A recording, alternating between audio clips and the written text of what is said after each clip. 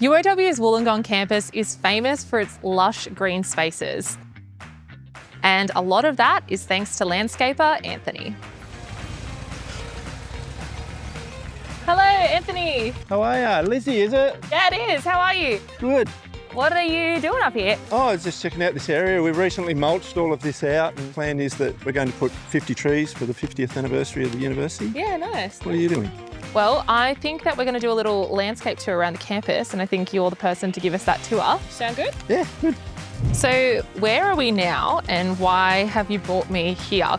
We're in the Southern Creek line, Lizzie, and the reason I brought you here is this tree behind us, which is a significant tree on campus. It's a turpentine tree, and it's one of the remnant trees. So we've only got a couple of these that were trees that were here before the university was actually, the site was cleared for grazing land 100 years ago. So this is one of the real survivors. So I've got a photo here actually, Lizzie, of that tree that's behind us.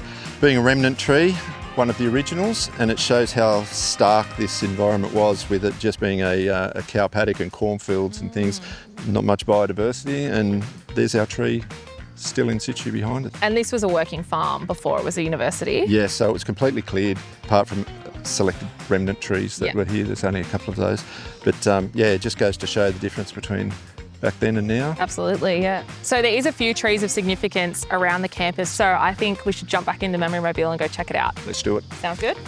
So how long have you worked at the university? I've been here 32 years this year. What year did you start? Oh, 93, January 93. In my mind, 32 years ago was like the 70s, but it was 93. Okay, that makes sense. And what do you love about coming to work? Oh, working outside. I've always loved working outside, and we do a lot of stuff around campus that you get a lot of satisfaction and enjoyment out of seeing people enjoying the areas that you're responsible for creating and looking after. And how have you seen the landscape change since you've been here?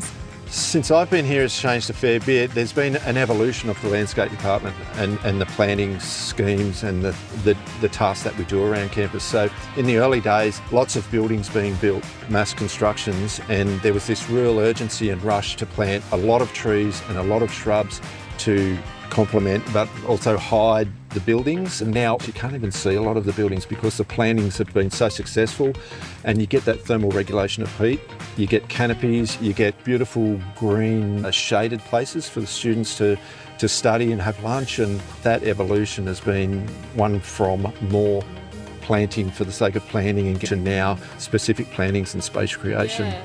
All right, so we are pulling up to the duck pond, and you wouldn't know it, but there's a lot of creepy crawlies and creatures that call this place home. So should we go check it out? We call that biodiversity. Yeah, we do. So tell me where we are now. On the iconic duck pond lawn down here in Central Square in the centre of the university. Another example of a waterway area that has been constructed early on in the piece, and and as far as increasing biodiversity, it's been a real success story. Nothing's actually been introduced here, and it's a matter of if you build an environment, they will fill the void, and build it and they will come.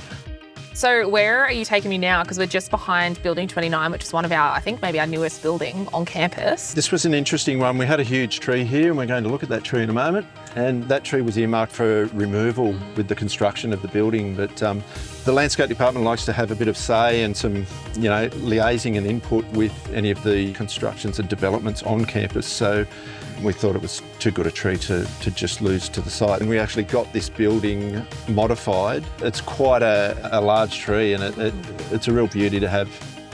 So what's that before and after feel like for you as someone who's been here since the 90s, and you've even doing your tours, you've seen those archival photos? What does that evoke for you? It kind of brings out a bit of pride in you as far as the work that you do here at the university isn't taken for granted, and you can see the results.